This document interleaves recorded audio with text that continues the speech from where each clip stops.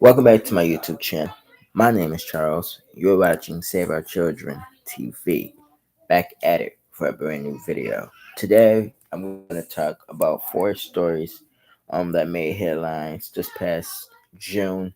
One was June the 2nd, out of Florida, where a Florida woman was shot and killed by her racist neighbor, and she only faced manslaughter charges. She was shot through a door, and she was shot in front of her 9-year-old son. And so we're going to talk about that right now. So, Florida woman, I'm on the CNN app. Florida woman who fatally shot a black neighbor admitted hurling racial slurs at victims' children in the past. Affidavit says this happened back on June 2nd. This past week, I believe, or last week, they had a funeral. 2 weeks ago.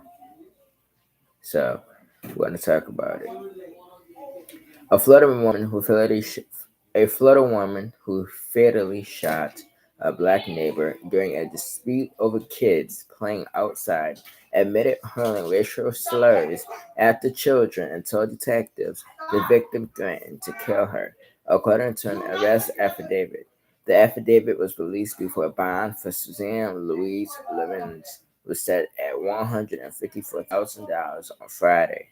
Lorenz, a 58-year-old white woman, was arrested on charge of manslaughter Tuesday, 4 days after investigators said she fatally shot Ajika A.J. Owens through the front door of Lorenz's home near Ocala, Florida.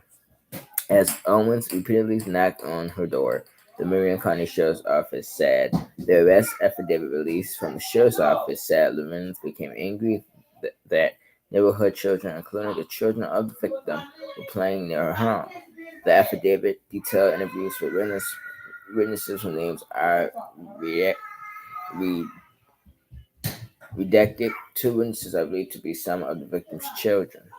One of Owens' sons told the deputy he was playing basketball on the street where his younger 10-year-old brother played in the nearby field. According to the affidavit, the child told the deputy his younger brother informed him that he had left an electronic tablet in the field and saw Lorenz had picked it up. When the 10-year-old asked Lorenz to return the tablet, he told the deputy the woman threw it to the ground and yelled at him. The child claimed Lorenz threw roller skates at him, according to the affidavit. The affidavit says the older child said he told his younger sibling to tell their mother what was going on, and then he approached Lorenz's front door and yelled, "You want to throw something? Throw it at me." Lorenz came out of her home and told him he was trespassing and swung an umbrella in his direction. The affidavit stated. Shortly after, the victim approached Lorenz's front door and banged on the door, yelling for Lorenz to throw something at her if she wanted to throw something, the affidavit said. The other child then heard a loud bang and witnessed his mother stumbling away from the door while telling him to call 911, according to information obtained by a deputy, which is laid out in the affidavit. The defendant painted a different picture of the event in her interview with a sheriff's deputy, according to the affidavit. Lorenz told the deputy that she'd been having problems with the same juveniles for the past years due to the lack of respect for her peace and privacy. The affidavit stated Lorenz also told deputies that Owens' children had told her they would kill her in the past, according to the affidavit. Lorenz denied picking up a tablet, throwing roller skates at anyone in her interview with the deputy. The affidavit states, acknowledging throwing roller skates in the yard and telling the children to go fetch them. She also admitted that it was possible she had swung an umbrella near one of the children, but wouldn't have hit him, according to the court document. On the night of the shooting, Lorenz told the deputies that after she told all the children to leave, Owens suddenly appeared at the door and started banging on it while yelling, "I'm going to effing kill you." Owens was banging on her door with so much force. Lorenz told the deputy that she panicked, stating, "Oh my God, she's really going to kill me this time," according to the affidavit. Then Lorenz said she retrieved her handgun and fired a single shot through the door, telling the deputy she was afraid for her life. The affidavit stated the defendant also told the deputy she never intended to hit the victim, but she fired the gun and threw Friday on though, she hit really hard when she shot. Neighbors interviewed by sheriff's deputies revealed a history of negative interactions between the range and children in the neighborhood. One who saying the white woman was always yelling at children who played in the area and called in false reports in them, according to the affidavit.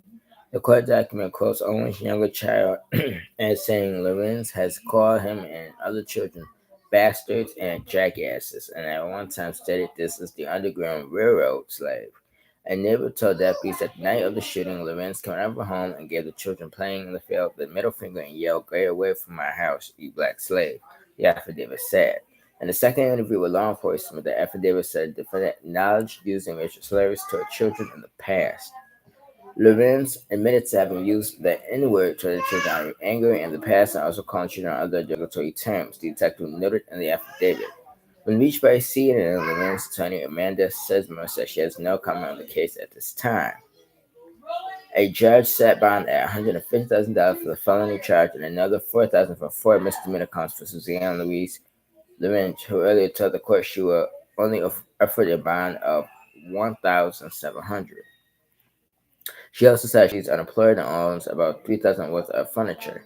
The state requested a $200,000 bond. The owner of the apartment where Lorenz lived took the after she was being evicted, according to a prosecutor, and the judge recommended Lorenz not to return there.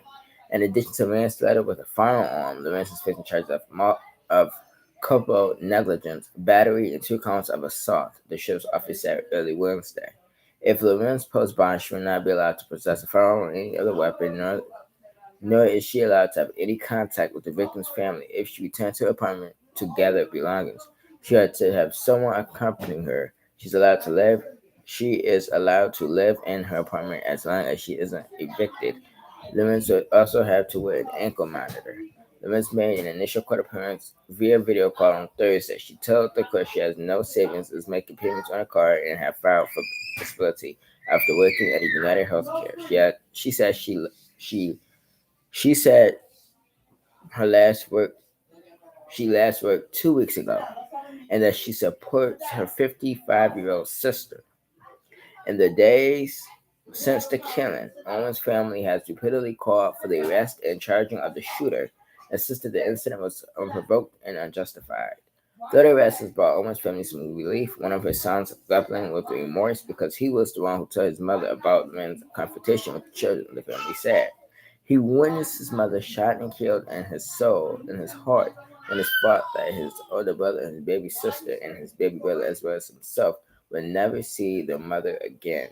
Pamela Diaz, Owen's mother, said of the young boy. Another child also blamed himself because he was unable to perform CPR on his mother, Diaz said. Grandma, Grandma, I couldn't save her. Diaz called the 2-year-old boy, telling her, "A funeral service will be here for Owens on Monday," Crump said. Here is the news conference, the news video.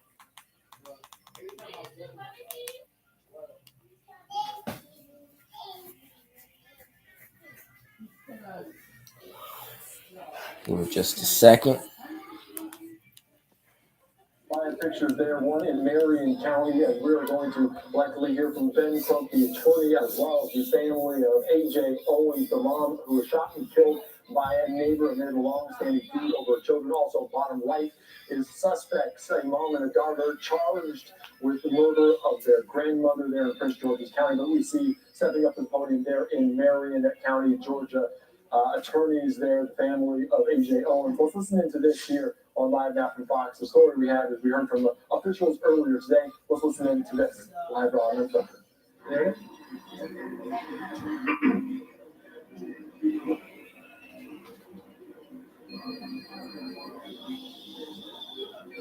On behalf of the family of A.J. Owens, we'd like to thank every single person present with us today. My name is Anthony Thomas. I'm an attorney for the family. I, as well as attorney Benjamin Crump, are working very closely with the family so that we can bring justice to the unlawful killing of a black mother, Ford, who was shot through the door on Friday evening. I have asked us to come today so that we can stand in solidarity with the family, to let them know that the entire community is behind me. And we're going to demand justice from Sheriff Woods because he's given me his promise that he was going to do his job and that he was going to provide the most professional service that he could with he and his deputies. And we're going to hold him to that. We need an arrest. Amen. Today, our mom, Pamela, Diane, is here. You're going to also hear from the son, Miss Owens, as well as her best friend and godmother of her children. And then last but not least, of course, we want to make sure that Bishop Stockton, our NAACP local president, has a word to share with the community about exactly what we plan to do. Thank you. Ms. Diaz.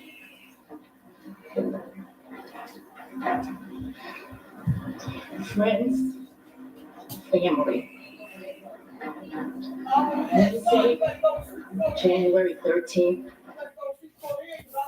It's just the haze.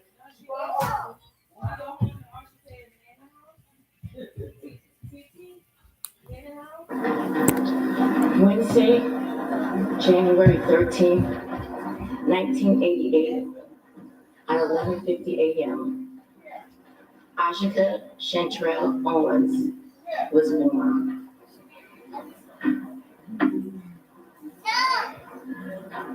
This young lady, my baby, was so full of life. She was a single mother of 4. Isaac, Israel, Africa, and Titus. She loved them with all her being. To know her is to know that her kids were everything. On Friday, June 2nd, 2023, at approximately 9 p.m., she was rendered voiceless. We are here on her behalf.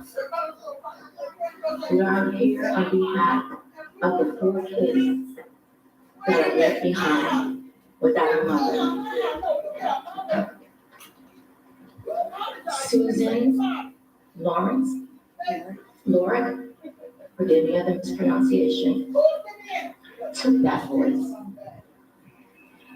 took the life of the mother of these 4 precious babies.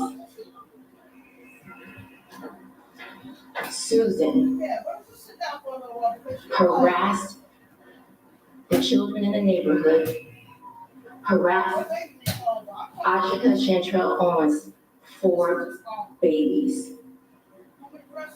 She called them racial slurs, the N-word, slaves, B-words to children.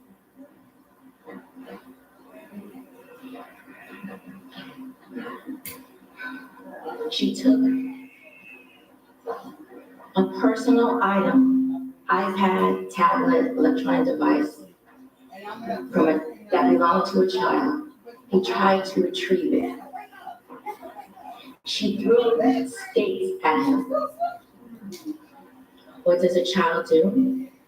He goes home and he tells his mother.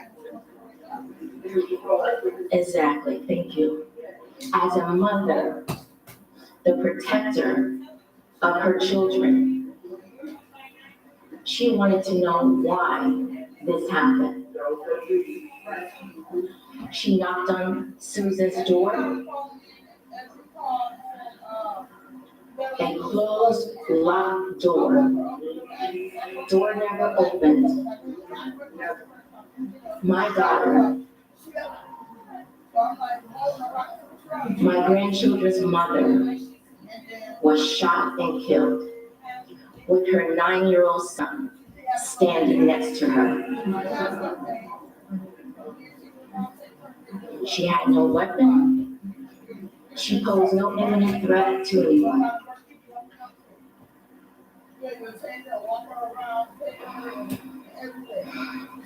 When we say it takes a village, it was a village that raised my baby girl, and I am grateful to each and every one.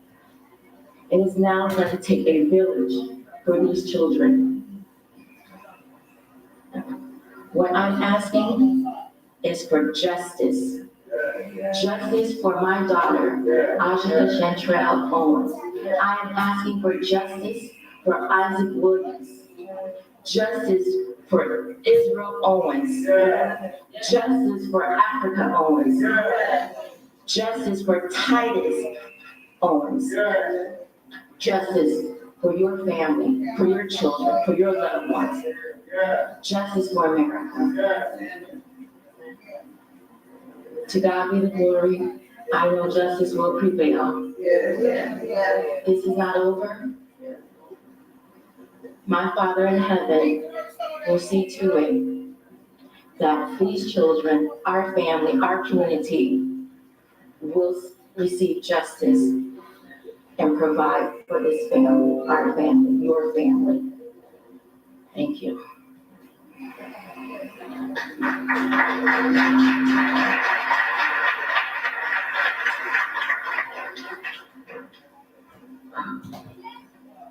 Africa was a longtime friend of mine. To know her was to love her. When you met Africa, her smile would light up the room. Africa adored her children.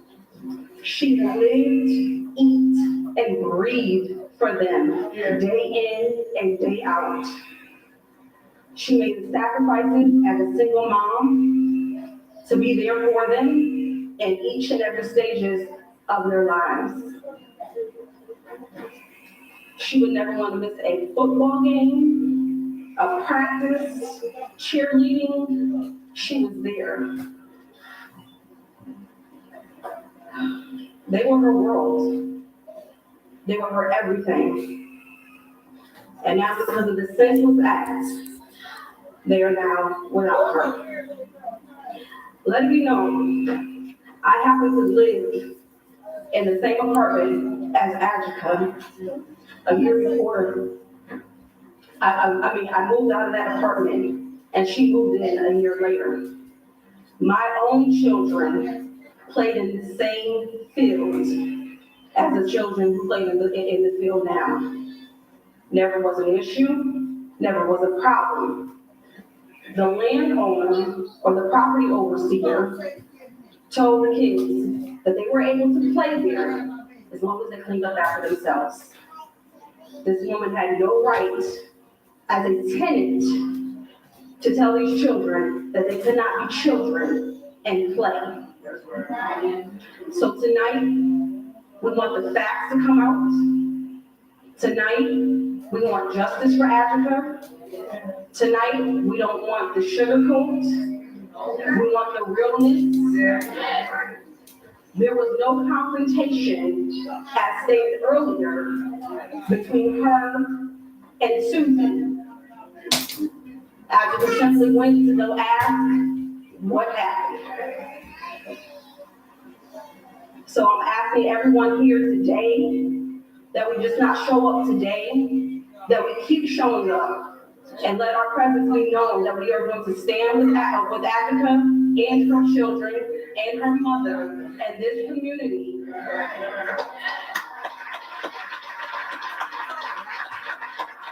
We will not sleep, we will not rest until justice is served.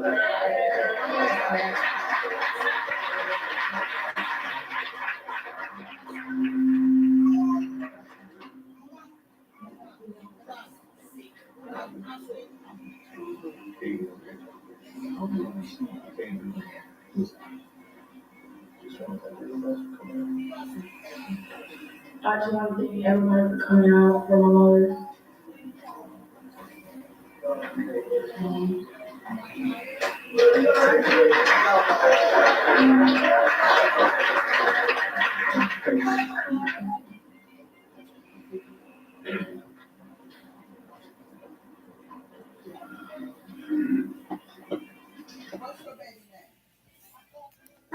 Mhm. All right. One, as you've heard, is that there was no issues prior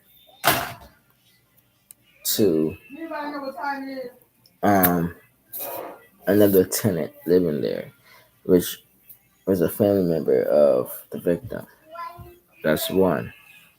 Two, the update to the story is that this woman who killed his mother of four, who was unarmed and black, behind the door, closed, met her door, was charged with manslaughter charges. There's a difference between manslaughter and intentional homicide. This was intentional. This was planned. This was premeditated.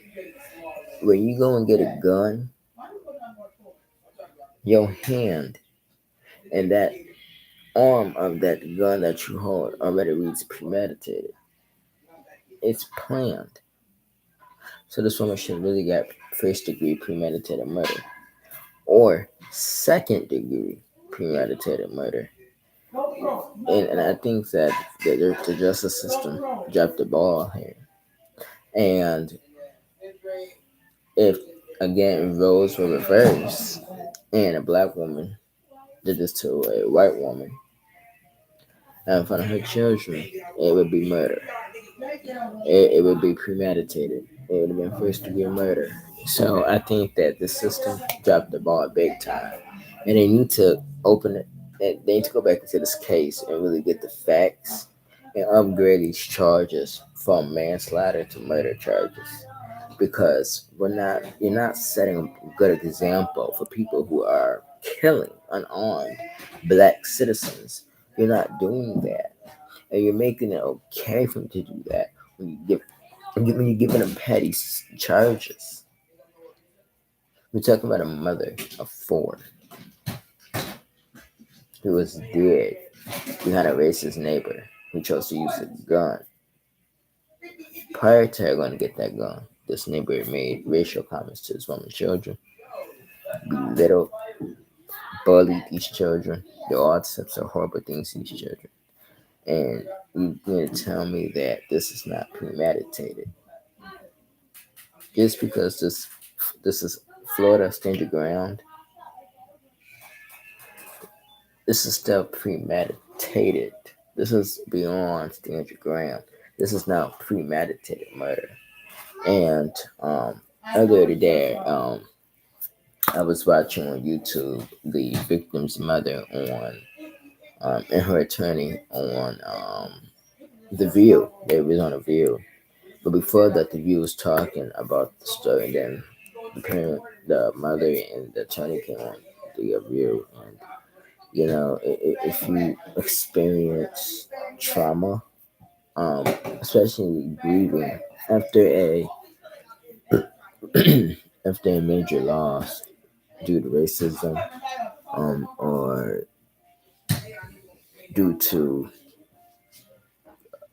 unarmed crime, it's just unbelievable. And the thing is this: as people like us, right? It's time for us, keyword us, to vote, and it's time to get these dangerous weapons out of these people's hands. And the first hands they need to be out of is these racist white people hands. Because as long as there's guns in these people's hands who are racist, then we will continue seeing crimes like this happen. And it's time for us to not stand by stuff like this anymore and be silent. It's time to speak up and bring an end to this type of stuff in our community. And earlier in the Ralph case, Good Morning America um, was in Kansas interviewing him about his his trauma and talk to him about, what happened, how is he doing physically after all this, and when you end up in a situation where you're getting shot at or shot and you're a victim and you're an unarmed black teen, that trauma is life trauma.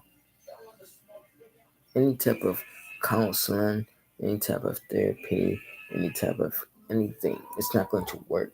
It's trauma. You will always have trauma for the rest of your life. But some people work differently through the trauma, and that's speaking to the youth. That is speaking to the community. Different, it's different ways to overcome trauma, and to I give my utmost respect to not just this mother who lost her life, but to the victim's mother for speaking up for a child, and going on these platforms to have a voice heard, and to end this stuff in the community. Children are witnessing their parents be gunned down. Children are getting gunned down behind racism, are getting shot because of racism. And I think that there needs to be a higher penalty for racism. It needs to be a federal crime. It needs to be a hate crime. And it needs to be punished to the full extent of the law. Because as long as we allow racism in our communities and people get petty sentences or petty charges for racism, guess what? We gotta continue seeing it. So it's time for the government to be taking this serious. The president, legislation. It's time for people to vote. We need to get this out of the United States. We're living in a toxic environment. It's unhealthy for children right now. So we need to start speaking up. We need to start doing something to stop this stuff from happening. This mother should have never lost her life. This mother should still be here today with the children. And so it's time to make a difference in our community. Rest in peace to AJ Owens. It's just sad that, there's evil among us. You can't even be safe on your own property. You can't even, what I'm saying, speak to a person disrespecting you and your children because they're quick to go get a gun and use it against you. So, again, I think this is premeditated murder, and this woman needs to be charged with murder. Keep her children, her mother, and family, and the community in Florida and all around in thoughts and prayers. And this is how, and hopefully, and let's pray that this case is upgraded to hate crime and premeditated murder. We're gonna move on to our next story.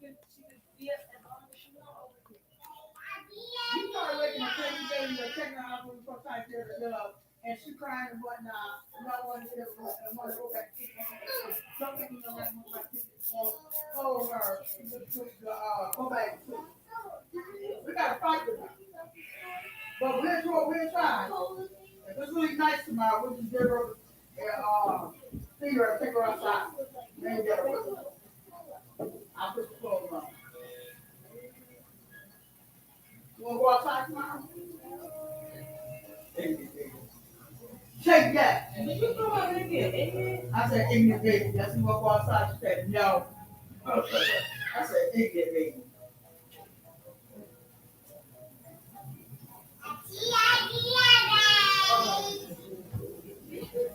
You want the girl to go outside with you?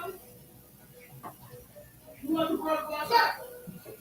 You want the girl to go outside with you?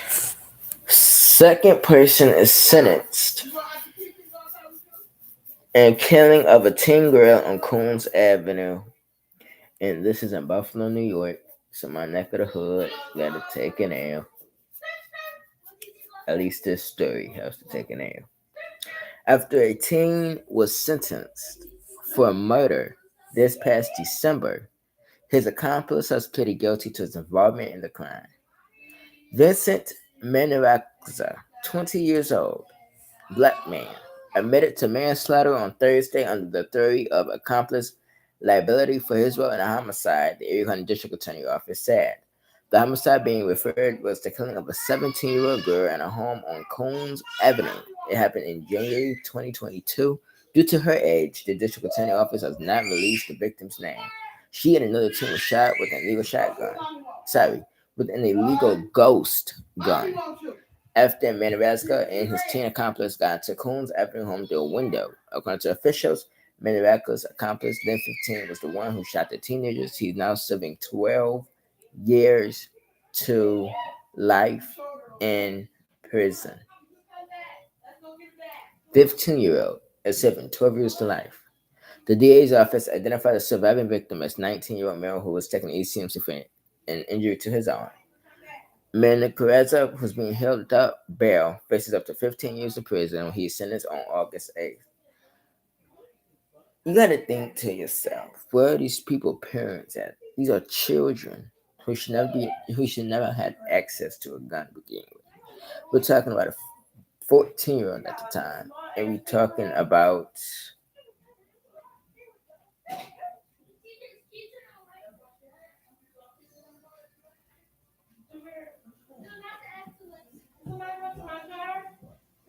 he was 15 at the time.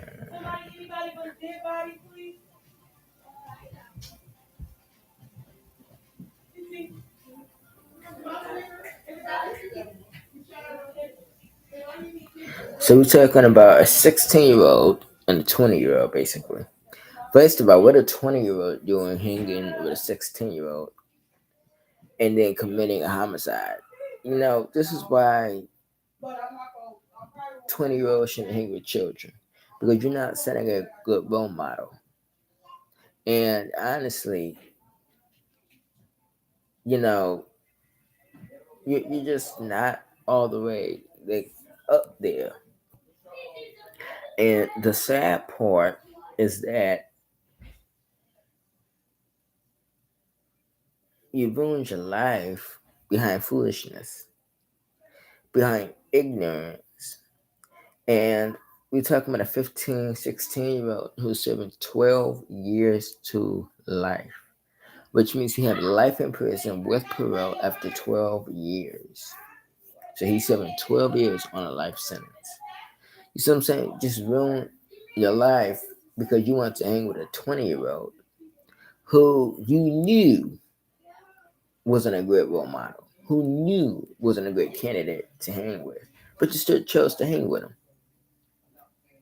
And you chose to hang with a person that don't have common sense, then you don't have common sense, and things like this can happen. And y'all both are where y'all deserve to be, and that's behind bars.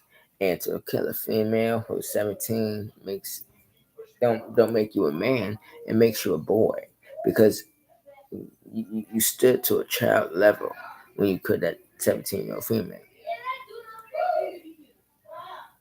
So just imagine, I could just imagine what else female you attacked to beat on, and you run around shooting females. You see what I'm saying? And when you get to prison, you're gonna be someone's female. Just wait. Just wait. They don't tolerate this in prison. Something to be done with these children out here just killing each other.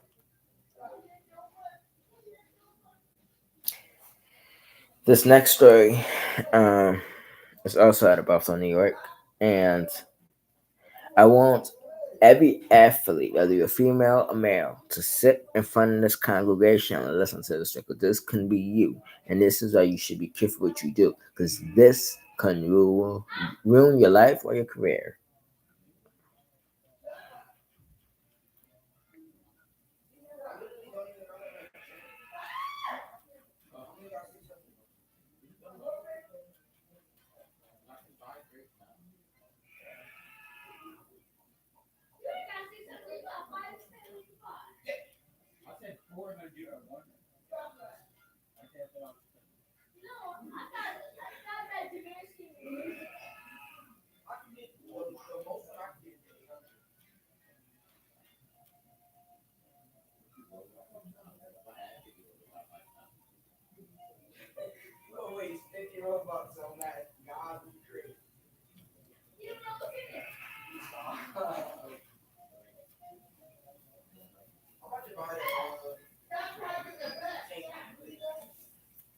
So I'm on WG. Oh, let's go to the actual news. All right, 9 hours ago, former UB football players are arraigned on animal cruelty charges. Blake Heli, who was 19, and Zachary Pelarzik, who was 20, were arraigned on one count of overdriving, torturing, and injuring animals, failure to provide proper sustenance. Amherst, New York is going to take it now. Former University of Buffalo football players were arraigned in town of Amherst Court, each on one count of animal cruelty Thursday morning. Blake Hale, 19, of Alexandria, Virginia, and Zachary Plozak, 20, of Endicott, New York, were arraigned on one count of overdriving, torturing, and injuring animals with a failure to provide proper sustenance misdemeanor under New York agriculture and markets law. The two men were investigated by the SPCA, serving Erie County after the organization received a report of alleged animal abuse. The Erie County District Attorney Office alleges that one of the players had a 4-year-old male poodle named Kobe with the belt, but the other player filmed it. The video was shot on 2 on your side and begins with the ripped up couch. District Attorney John Flynn said the dog was not seriously injured but suffered some bruising. The video was taken on June 13 in an apartment on Sweet Home Road in the town of Amherst and was circulated online. Hillary and Plozak were subsequently suspended and then dismissed from the UB football program. The action was praised by both the SPCA and the DA. Both players pleaded not guilty in court Thursday and were released on their own recognizances. Hillary is scheduled to be back in court on August the 3rd at 10:30 a.m. Plozak will return on July 27th at 9:30 a.m. Highlights attorney Robert Fogg took 2 on your side after court that he does not believe his client actions were done in a cruel manner. My client regrets the actions regarding a lot of the things. We love our dogs, we love our pets. Sometimes they do frustrate us, sometimes we do discipline them. Sometimes I don't believe it was cruel manner. We need to learn how to discipline dogs, said Fogg. The SPCA serving Erie County continues to care for the dog while they await a bond hearing on July 6th. I wish they plan to argue in favor of maintaining custody while the criminal case plays out. Yes, there are different types of training techniques, and they may or may not just be discipline. However, this is absolutely beyond reproaching, abhorrent, and should not have been filmed, posted, or happened, said SPCA animal investigator Lindsay Wood. District Attorney John Flynn did say that he may, quote, give them a break and allow this to be a learning experience, but he is not at that point. He added that all animal cruelty is serious regardless of whether it's a misdemeanor or a felony. I want to thank our partners at the SPCA for the work and investigation and the many services that they provide to help animals and our community.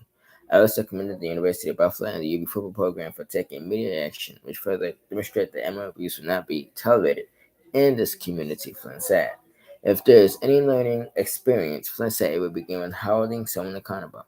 If convicted of the charge, both face a maximum of 1 year in jail.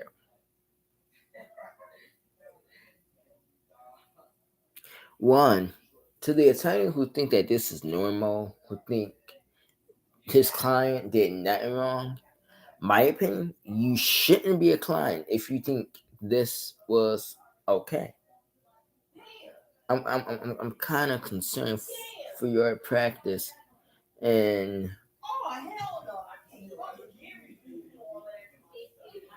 business. You shouldn't be an attorney because clearly you don't know how to represent someone. To uphold your client like your client did nothing wrong is sick, and you're getting paid by your boss. But at the end of the day, I wouldn't even have the guts to pay you, knowing that that came out of your mouth. Two, if convicted, they both face a maximum of 1 year in jail. What is 1 year going to do? We need to. I don't care if it's a misdemeanor. The thing is this: we gotta start. We gotta start taking these cases seriously and telling people that this is serious. And if you commit animal cruelty, this is the punishment. They should be sentenced to a supermax sentence if convicted. They should be facing damn near 10 or 15 years in prison. Forget 1 year. Because this was shown on camera to the whole world to witness, to see. And as long as we throw 1 year at these people, who said they don't get out and do this again to someone else? Hell, next time it could be a child. They need to face serious jail time. Let's quit trying to slap these men on the wrist. They knew what they were doing. They did it under a low profile. They thought that they can get away with this. And the fact that we're just going to throw a possible 1 year sentence at them if convicted, they need to be throwing more than 1 year at them. They need more than 1 year and they need probation. This is not okay. And as long as we allow this stuff to happen, we're going to continue seeing it in our communities. So these individuals, in my opinion, should be facing 5 to 15 years in prison and a sensitive probation. And if you can't own an animal the correct way, if you can't raise an animal the right way, then you shouldn't be raising animals at all. You don't own an animal to abuse an animal. You own an animal to take care of an animal. Because animals can take care of themselves. So you're gonna abuse a innocent animal to get what you want, and to share it online to make a mockery or to make a laugh out of it. So the DA, I'm gonna say I need to throw a much higher possible jail sentence because 1 year is not gonna cut it. Sorry, it's not gonna change these people. They need more than 1 year in jail if convicted. Let's move on to our last and final story. And this is out of Niagara County.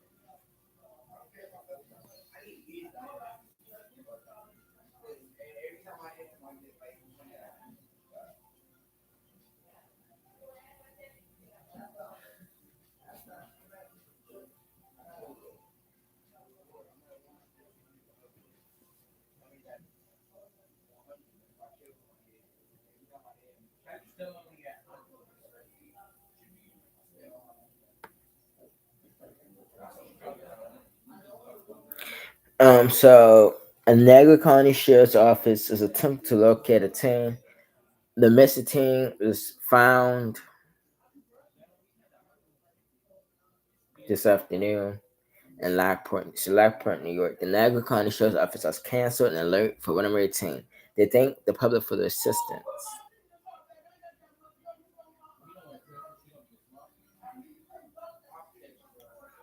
Let's read more about it.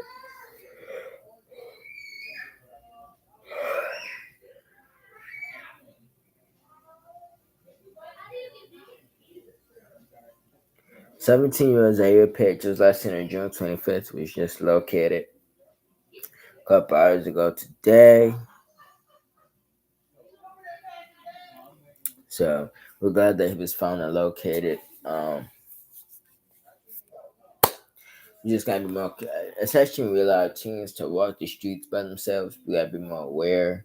We live in dangerous times. And if you trust your teen to walk alone, have them walk with a phone that's on, and have them, to call you at least every couple of hours. So they could, you know what I'm saying? So they're safe, where they're at. So a lot of cases where teen go missing and outcomes. It's really bad. Sometimes it's really good. So we gotta be more aware of our children and where they're going, because we're living in horrible times in America, and we're dealing with trafficking, and we're dealing with all types of stuff with our children and communities, and and and we just got to be more, significant. We'll be more aware. So I'm glad he was found and returned back home. And I thank you guys for joining me today. And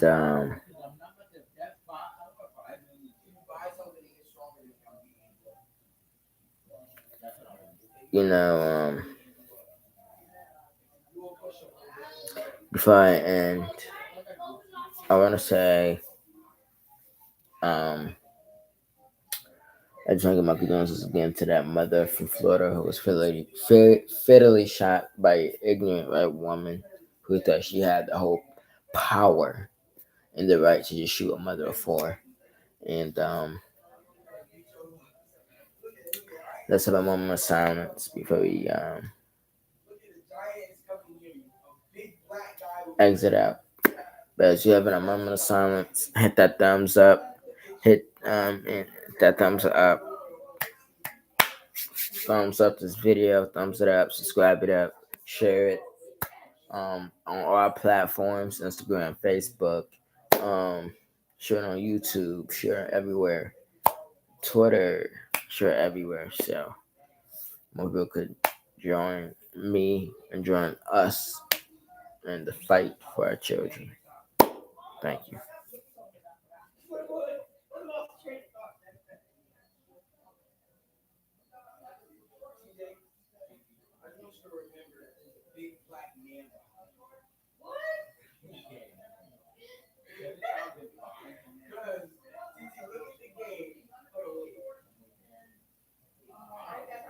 Thank you. See you guys on Monday. Have a great holiday. And when we come back, we'll be officially in July. So I cannot believe it. I will see you guys in July. Have a great holiday. Bye bye. See you on July the 3rd. July the 3rd.